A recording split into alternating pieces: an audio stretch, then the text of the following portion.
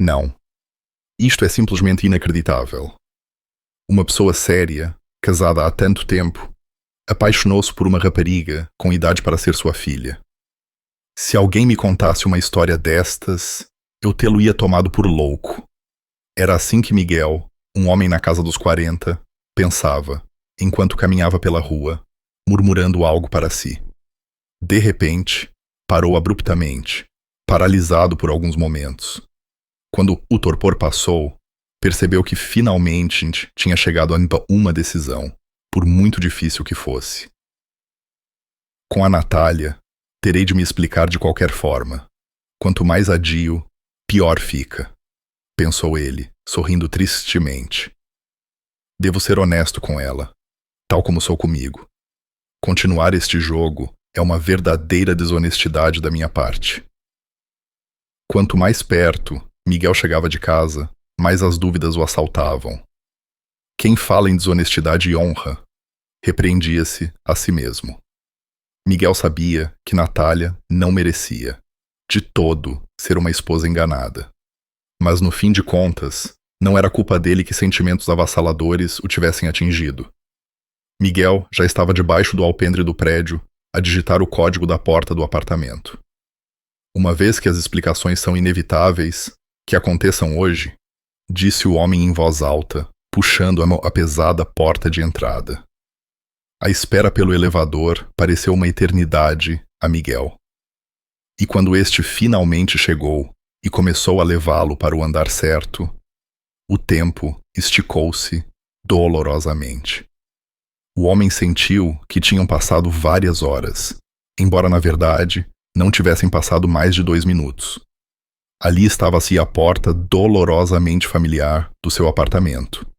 Miguel tirou as chaves do bolso, encontrou-a correta em ti e inseriu-a na fechadura. Deu 2 voltas e a porta abriu-se. Enquanto descalçava os sapatos, ouviu o som de uma faca ia bater numa tábua de cortar vindo da cozinha. Natália estava a cortar legumes para uma salada. Ela era, na verdade, uma excelente anfitriã. E a forma como cozinhava, com os ingredientes mais simples, conseguia preparar uma mesa em meia hora, pela qual não teria vergonha de convidar os hóspedes mais exigentes. E quando se tratava de grandes festas de família, Natália surpreendia tanto que muitos dos presentes lhe pediam a receita. Miguel não se enganou. Natália estava de facto a preparar a salada, e por trás dela, algo cozinhava no fogão. Só o cheiro abriu-lhe o apetite. Deves estar a preparar algo incrivelmente delicioso, pensou ele. A esposa notou que Miguel tinha voltado, ajeitou o seu avental preferido e sorriu-lhe carinhosamente. Ah, chegaste na hora certa. Anda, lava as mãos. O jantar está quase pronto. Em 5 minutos, podemos sentar-nos. Estamos sós hoje. A Verônica foi ter com uma amiga. Vão estudar juntas para os exames. Espero que a sorte sorria à nossa filha e que ela entre na universidade com que tanto sonha. Sim, ele preocupava-se com o ingresso da filha no ensino superior, mas neste momento, outras coisas o inquietavam. Ele lavou as mãos longamente e cuidadosamente, sem parar de pensar em como começar a conversa com a esposa. A memória levou-o de volta aos anos da juventude. Ele tinha acabado de regressar da Marinha Portuguesa. Era um jovem bonito, forte e respeitado. Muitas raparigas olhavam para ele. Natália Sajdi ainda estava na escola, no 10º ano, e tinha passado pela casa do vizinho para ir buscar um livro. Foi assim que se deu o primeiro encontro, após o qual Miguel perdeu completamente a cabeça. Natália, por sua vez, estava um pouco cautelosa com o belo marinheiro. Não sabia como reagir aos seus galanteios desajeitados, e apenas olhava com os seus grandes olhos cor-de-violeta, embaraçando-se e fazendo o jovem corar.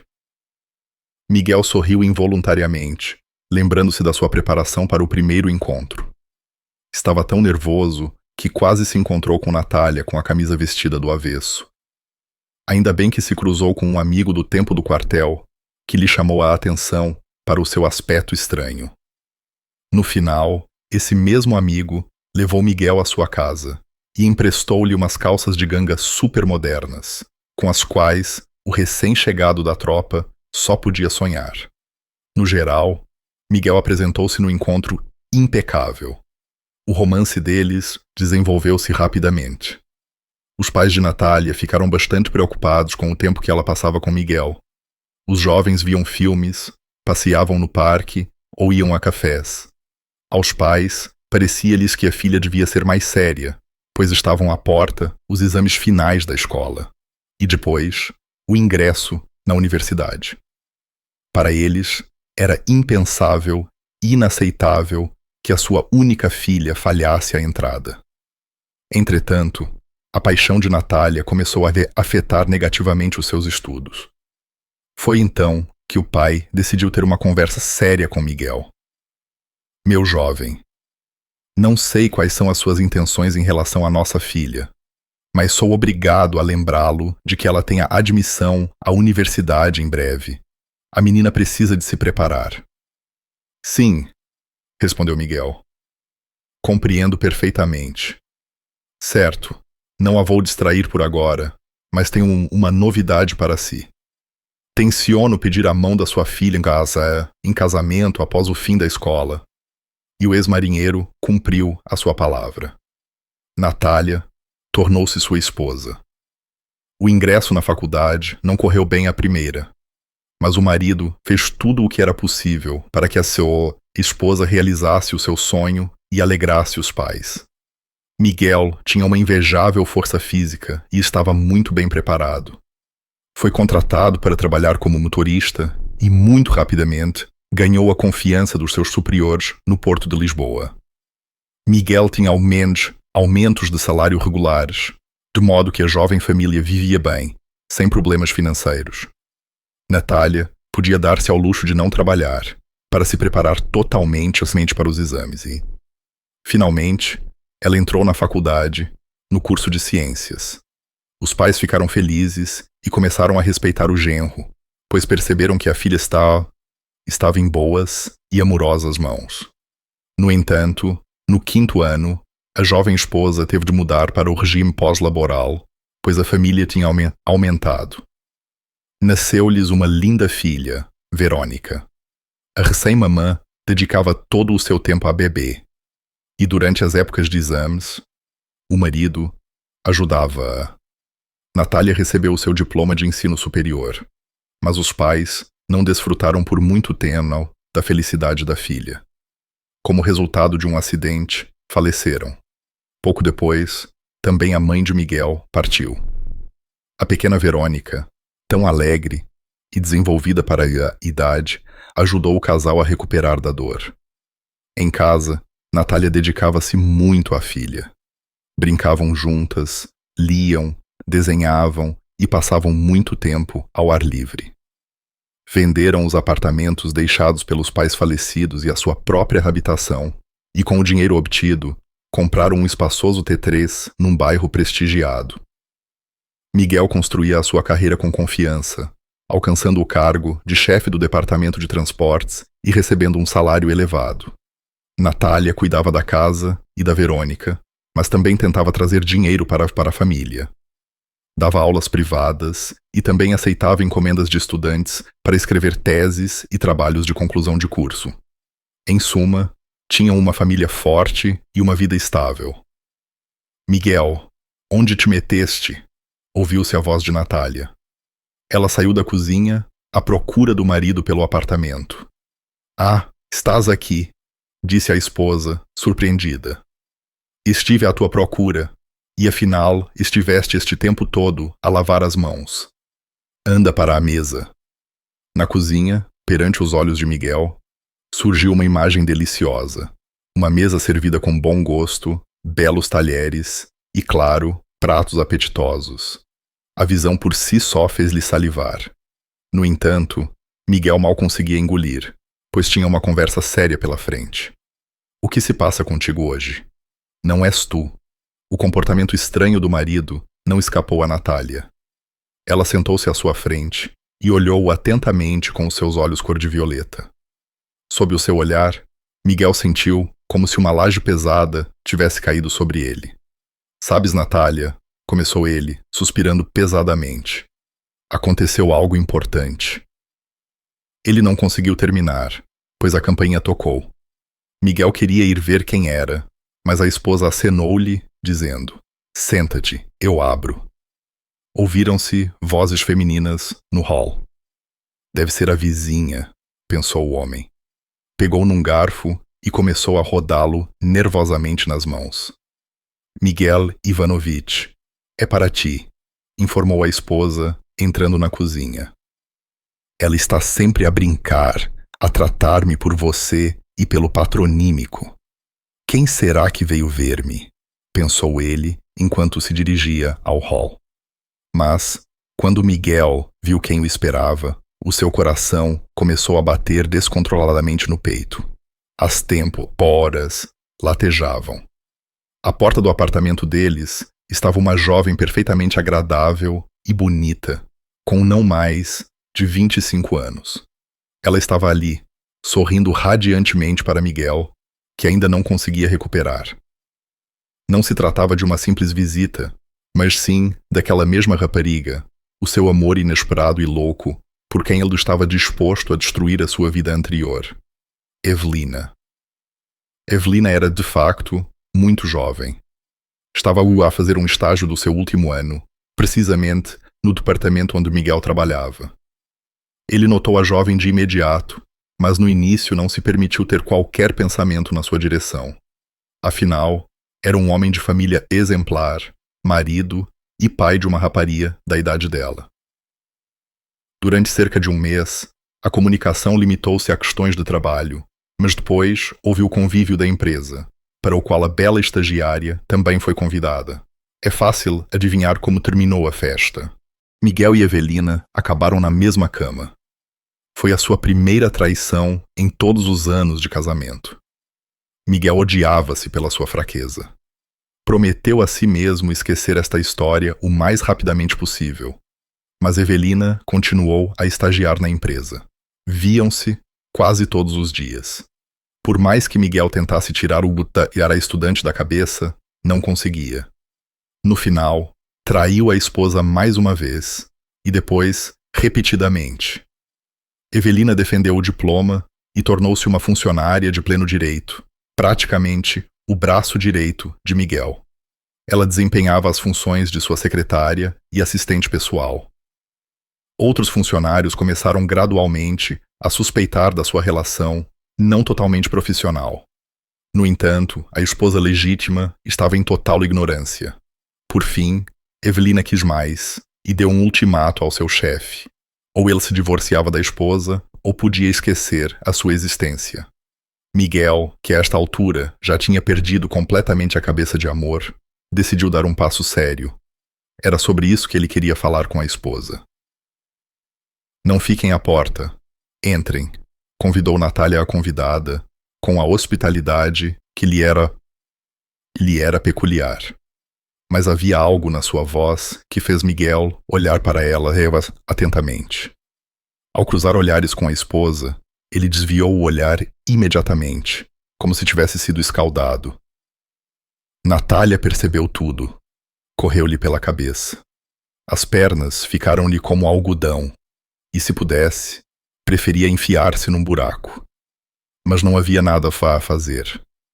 Na sala, esperavam duas mulheres por explicações. Eu percebo que Miguelzinho ainda não te contou nada. Evelina decidiu ir direto ao assunto. Miguelzinho? Perguntou Natália. Está a falar do meu marido?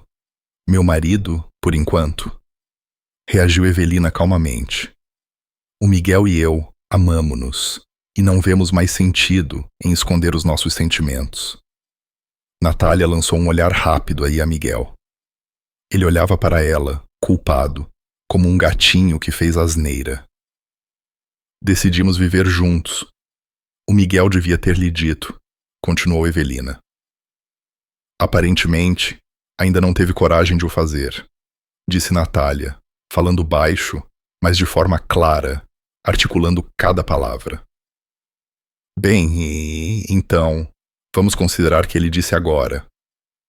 Evelina olhava para sua esposa, traída, com um olhar de vencedora. Certo. Quando é que planeia levar o seu tesouro? Se possível, é melhor ser agora. Vou fazer as malas com as coisas mais necessárias, respondeu Natália, com uma voz demasiado alegre. Levantou-se do sofá e dirigiu-se ao quarto. Pelos sons, Miguel percebeu que a esposa abriu o roupeiro e começou a atirar as suas coisas para uma mala.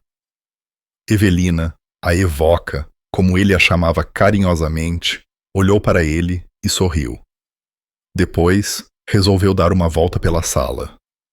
Examinou o interior, o mobiliário, os têxteis, os quadros, com grande interesse. Era visível que ela gostava de tudo ali. Talvez lhe tenha passado pela cabeça a ideia de que seria melhor expulsar a esposa e instalar-se ela própria neste agradável apartamento. Miguel, por sua vez, não sabia o que pensar. Por um lado, Evelina tinha o livrado da necessidade de se explicar à esposa. Por outro, sentia-se envergonhado perante Natália. Ele entendia que nas emoções e paixões com Evelina tinha voltado a sentir o sabor da vida, enquanto Natália se tinha tornado tão doméstica. De repente, as chaves tilintaram e a porta de entrada abriu-se. Uma rapariga esbelta e jovem apareceu à soleira. Ao ver Miguel, correu alegremente para ele. Olá, papá, disse ela, beijando a bocha na bochecha. Ainda consegui chegar a tempo do jantar. Olá, filha. Miguel claramente não esperava ter de se explicar também à filha. Verônica reparou em Evelina sentada no sofá. Não a tinha notado. Desculpe. Neste momento, Natália Paulsal apareceu na sala, puxando uma enorme mala de rodinhas. Geralmente, levavam-na quando iam de férias para a praia. Papá, vais em viagem de negócios? Para onde? Perguntou Verônica ao pai, que não sabia o que responder.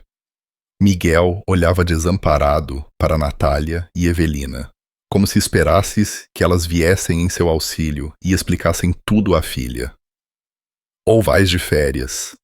Verônica considerou diferentes opções, mas não é a época certa para ir para o Algarve.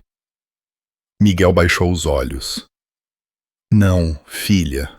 O pai vai sozinho. Natália decidiu esclarecer a situação. Embora, porque só? Não, ele vai na companhia desta jovem, apontou na direção de Evelina. E vão navegar pelo oceano do amor até a Ilha da Felicidade. Verônica ouviu a mãe e pensou inicialmente que estava indo a brincar. Mas ao ver que Natália mal conseguia conter as lágrimas, ela própria quase chorou. Olhou desamparada para o pai, esperando que ele dissesse que era uma piada de mau gosto e que depois os três se abraçariam. Mãe, pai e Verônica. As lágrimas da filha foram a gota d'água para Miguel. Ele saiu a correr do apartamento. Miguel nem esperou pelo elevador. Tal era a sua vontade de fugir da sua própria casa, para não ver a reprovação nos olhos da esposa e da filha.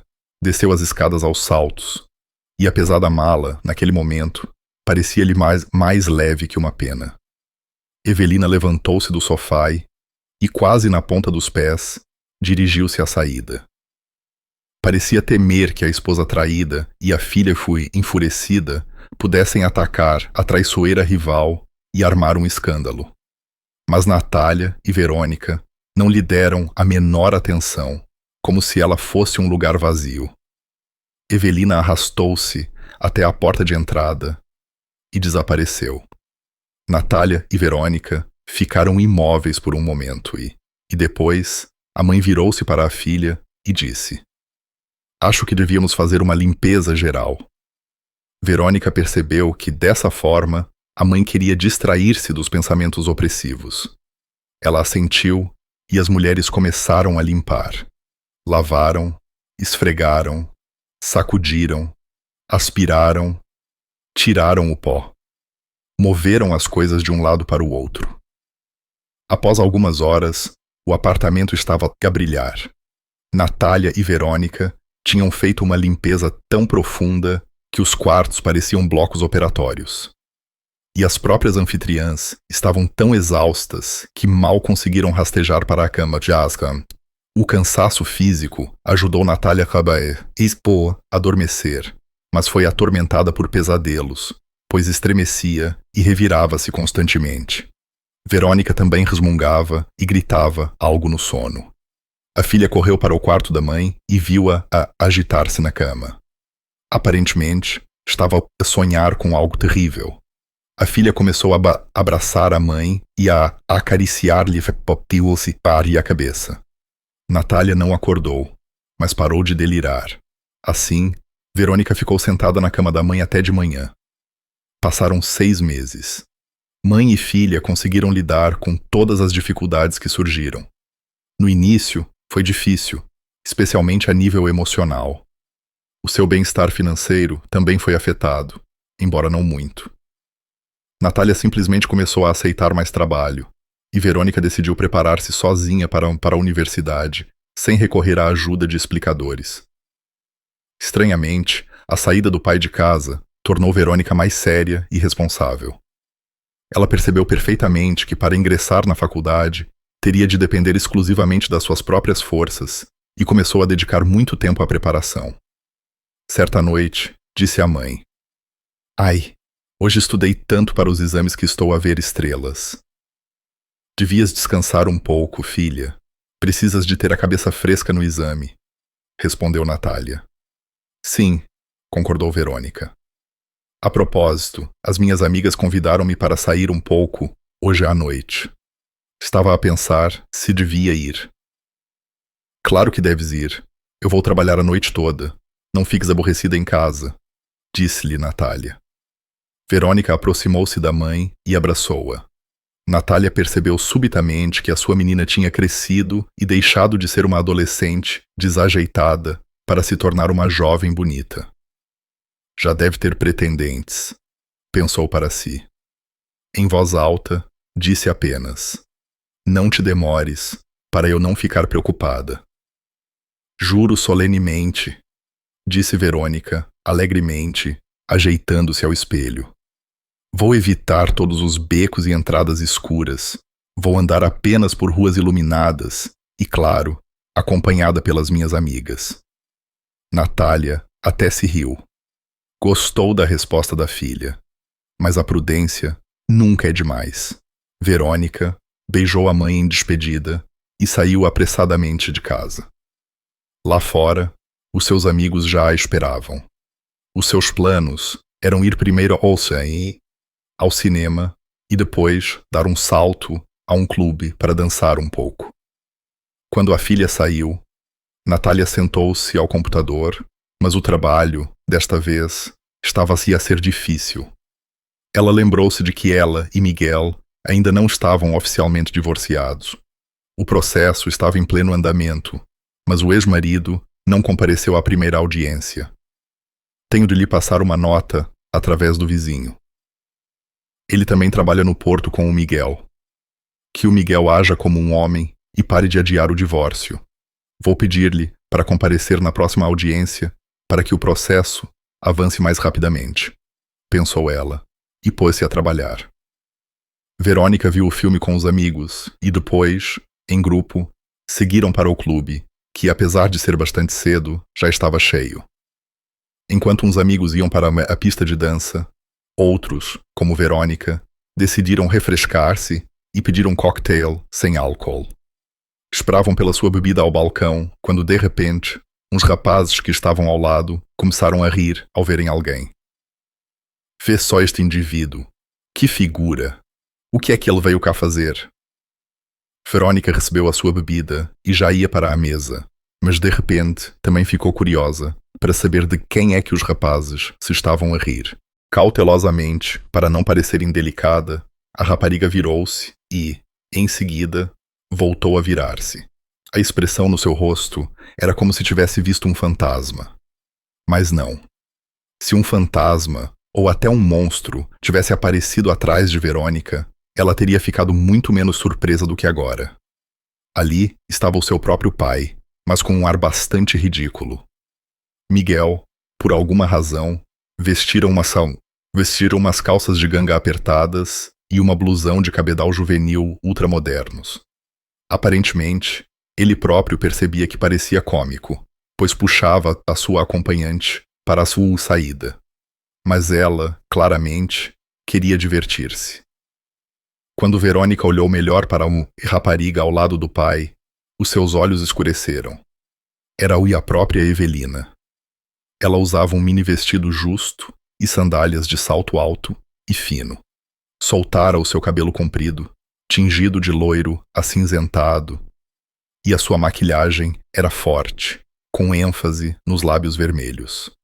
Por alguma razão, Verônica percebeu, naquele momento, que já tinha visto Evelina ali muitas vezes, mesmo antes de ela aparecer em sua casa. E o mais surpreendente, de cada vez estava acompanhada por homens diferentes.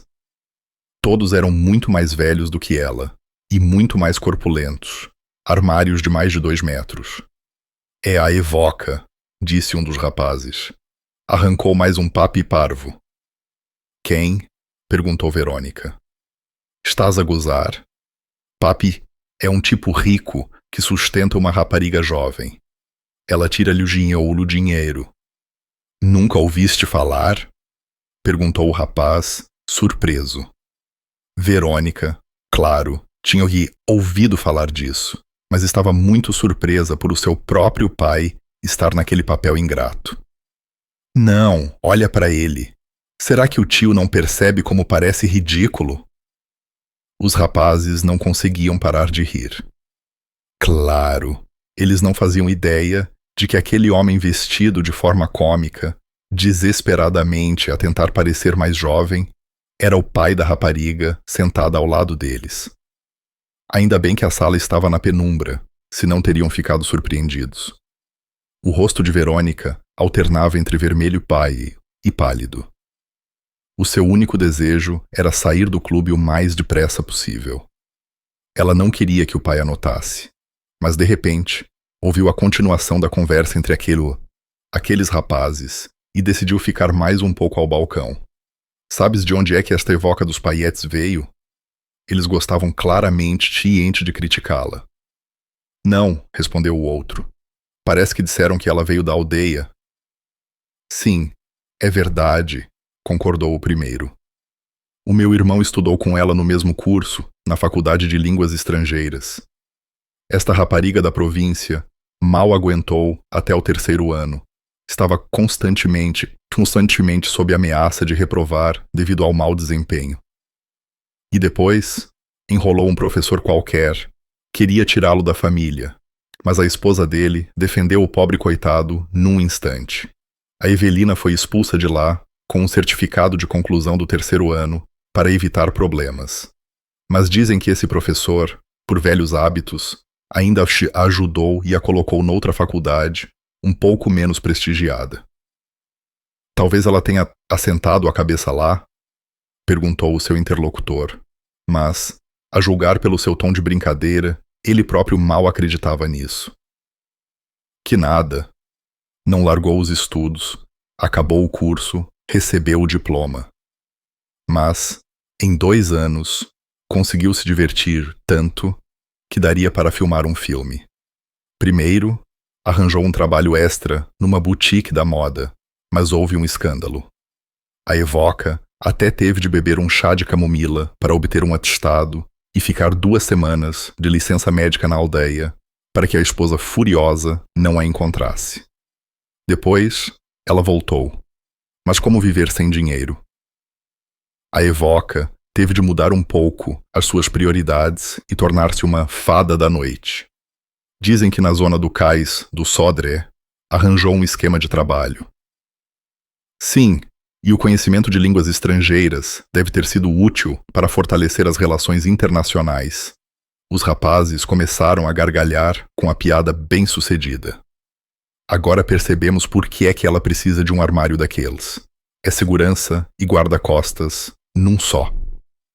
O que ouviu deixou Verônica em choque. O pai já não estava lá. Em vez disso, A Evelina estava a abraçar-se a um homem corpulento, a quem chamava de forma carinhosa, e encostava-se a ele com todo o corpo. Verônica saiu a correr do clube, sem sequer se despedir dos amigos. Ele teve o que mereceu, disse a mãe, depois de Verônica lhe ter contado tudo. Não sinto a menor pena por ele. O Miguel agiu como um verdadeiro traidor. Nunca o poderei perdoar. Já passava da meia-noite. Mãe e filha estavam sentadas na cozinha, a beber chá e a conversar. Naquela noite, houve outra conversa interessante com as corujas noturnas. Miguel, depois de se zangar com Evelina, saiu furioso do clube e acendeu um cigarro para se acalmar um pouco. De repente, alguém lhe bateu nas costas. Miguel, és tu? O rosto do homem parecia vagamente familiar a Miguel. Claro! És tu, Pedro Volkov, meu colega da Marinha. Miguel ficou muito feliz por encontrar o seu camarada, com quem tinha servido na Marinha. Exatamente. Então, conta lá como tem corrido a vida. Depois, olhou para o look invulgar de Miguel. Vejo que segues as últimas tendências da moda, Pedro riu. Miguel apenas acenou com a mão. De repente, Evelina saiu do clube. Ela olhou à sua volta e, ao ver Miguel, aproximou-se. Onde andaste a desaparecer? Perguntou ela, bastante desrespeitosamente. Estive à tua procura. E quem é este? Perguntou ela, olhando para o homem desconhecido. Miguel estava pronto para se enfiar num buraco. É um bom amigo meu. Não nos víamos há muitos anos e servimos juntos noutros tempos. Ah, disse Evelina, e perdeu todo o meu interesse pelo velho amigo. Vou estar no clube. Espero-te lá. Nem vou perguntar como vieste parar aqui. Mas aquela rapariga, eu conheço-a bem. Conheces a Evelina? Miguel olhou atentamente para o velho amigo. Evelina. Ela tinha muitos nomes, mas que seja Evelina. Não percebeste, Miguel? Bom, no geral, trabalhei 15 anos como camionista do longo curso, como sou Pedro, após uma pequena pausa. E vi todo o tipo de gente. Vá, conta-me tudo o que sabes, pediu Miguel. Preciso de saber a verdade. Depois de Pedro terminar a sua história, Miguel pareceu envelhecer 10 anos de repente e encolheu-se. Os seus ombros descaíram. E havia tanta melancolia nos seus olhos que o amigo da Marinha até se arrependeu de lhe ter contado tudo sobre a vida agitada de fada da noite de Evelina. Obrigado, Pedro, disse o homem. Finalmente abri os olhos. Desculpa, tenho de ir. Voltaremos a ver-nos, com certeza. Um homem alto e curvado caminhava pela rua, com uma mala grande na mão e um olhar apagado. Ah, se não fosse o encontro com o velho amigo, eu teria continuado a viver com a Evoca, como um parvo. Repreendia-se a si mesmo. Inesperadamente, parou e viu que os seus pés o tinham trazido até a sua casa, o lugar onde tinha sido verdadeiramente feliz durante tantos anos. Miguel hesitou em entrar no prédio por um longo tempo. Sentou-se na mala e ficou ali por cerca de 1 hora, fumando um cigarro após o outro. Às vezes, vizinhos conhecidos saíam do prédio. Olhavam para ele com incompreensão, um homem alto, mas encolhido e deprimido. Naquele momento, Miguel, apesar da sua altura, parecia tão lamentável quanto um cão vadio. Finalmente ele decidiu. Deixando a mala no hall de entrada, Miguel aproximou-se da porta dolorosamente familiar e tocou a campainha. Quem é? Perguntou a voz de Natália. O coração de Miguel batia descontroladamente, pois não sabia se a esposa lhe abriria a porta. Natália abriu, mas não o deixou entrar. O que queres? Por que é que não vieste à audiência de divórcio?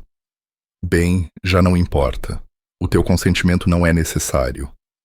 E quanto à divisão do apartamento, terás de falar com o meu advogado. Sim, eu vim falar. Miguel animou-se por lhe terem aberto a porta.